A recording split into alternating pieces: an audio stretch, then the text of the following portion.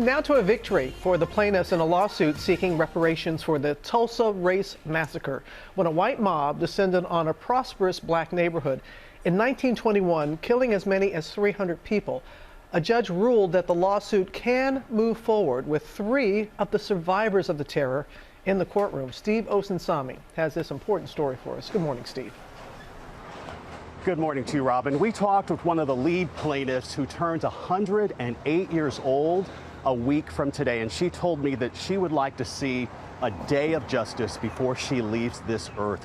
They are suing for a new hospital and for a victims' compensation fund for the living survivors and other families. It's a small but important victory this morning for the 3 living survivors of the Tulsa Race Massacre of 1921. To sink and feel this victory is amazing. All 3 are more than 100 years old and are suing the city of Tulsa, the county, the sheriff, and other authorities who they say allowed the massacre to happen. They made their way to court, encouraging a judge to let their case move forward, where she agreed. And if successful, their lawsuit could mean potentially hundreds of millions of dollars for the victims and their families. Is it safe to say you and the other survivors are pushing for payments? Yes, whatever it takes to replace our loss. Mother Fletcher, as they call her, was a child when she says a mob of her white neighbors burned down her home and went killing black families. You're still afraid? Yes. Oh, sure.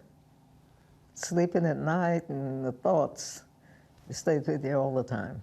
Tulsa's mayor says he doesn't want today's taxpayers to pay for yesterday's crimes.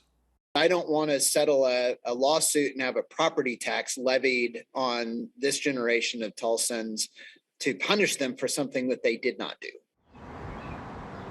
The mayor isn't alone. He speaks for a great deal of Americans. We should underline that none of these families have ever been compensated for their loss to property or business. For an in-depth look at the Tulsa Race Massacre, be sure to check out our podcast, Tulsa's Buried Truth, available wherever you get your podcasts, or you can point your phone at that QR code. Robin? Such an important story, and one, Steve, that I hope that more people will want to know about. And just, again, this was considered Black Wall Street. These were people that were told, get a job, and they were doing, and it was all wiped out. It was one of the most prosperous black communities in America.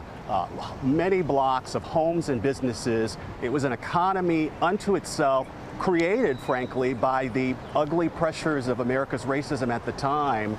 And what happened when this neighborhood was destroyed was essentially jealousy and resentment on the other side of the railroad tracks led to the execution of these families and the burning of their homes. So it was absolutely a tragedy. These families are seeking justice, and we could see them see their day in court.